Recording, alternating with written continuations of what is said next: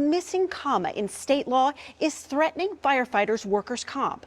That's according to local fire officials. I'm ABC15 investigator Ann Ryman with the story of how one firefighter spent over a year fighting to have his cancer claim covered, all because of a punctuation problem. Tag up, Tilly. No, you gotta go back second and tag up. It was scary because I was asymptomatic. I had no symptoms. For a decade, Matt O'Reilly has served his community as a Sun City firefighter. Am I kicking? We eat clean, we exercise, we live a good, clean lifestyle. Okay. He thought he was healthy, but when his fire department made cancer screenings available last year, his wife, Whitney, pestered him to go. So finally, I reluctantly made my appointment. Then he got a phone call. My wife was making breakfast and the kids were on the couch watching TV, and I'd mentioned to her, we need to talk.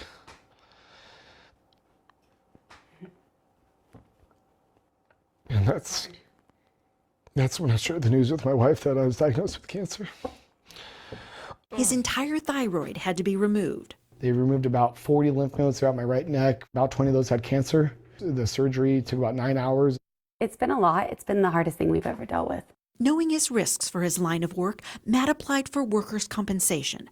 Arizona has a presumptive cancer law for firefighters that assumes certain cancers are work-related. Or so he thought, until his claim was denied. It was pretty heartbreaking because here I am trying to just recover from my surgery. Matt had adenocarcinoma, thyroid cancer. Adenocarcinoma is on the state's list of presumptive cancers, but in the law, there's no comma after the word adenocarcinoma and before the words or mesothelioma of the respiratory tract. So the fire department's insurance provider, Securus, argued that adenocarcinoma is only covered if it's of the respiratory tract. Securus claimed adenocarcinoma is not a standalone cancer, but a description of some types of cancer, in this case, only those in the respiratory tract, which Matt's was not.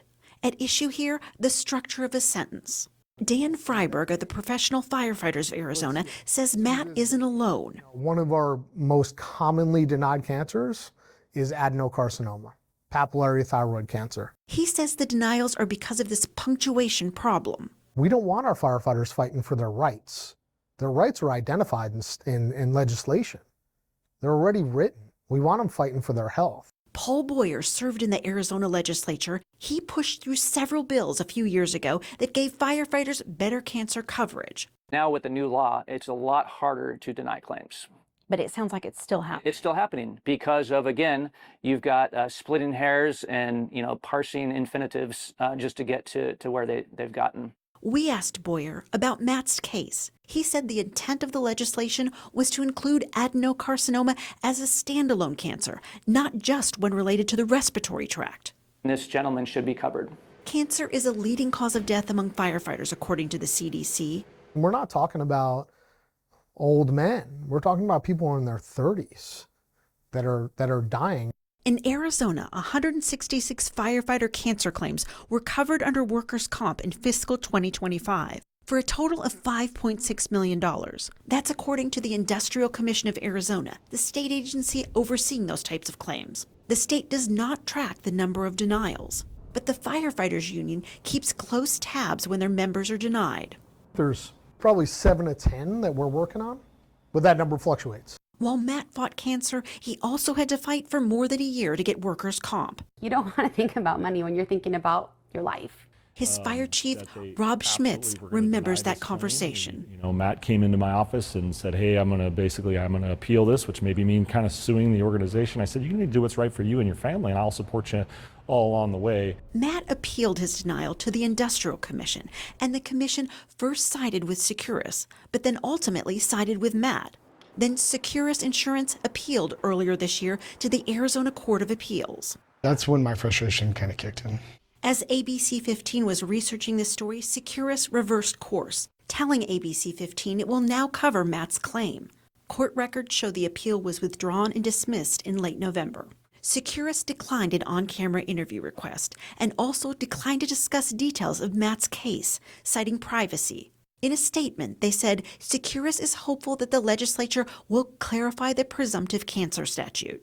I'm so ecstatic for him and his family to get the benefit that I believe he deserves. The Sun City Fire Chief tells us Matt will get reimbursed for medical expenses related to cancer. He also gets back the paid time off hours he used while on leave. Matt is recovered and is now back at work. He's sharing his stories to help other firefighters who are fighting for coverage. I don't want the next guys to go through what I went through. I want them to be able to focus on their healing and their recovery. Many of the people we spoke to for this story believe Arizona lawmakers need to fix this legal loophole. We'll be watching when the Arizona legislature meets in January. I'm investigator Ann Ryman, ABC 15 Arizona.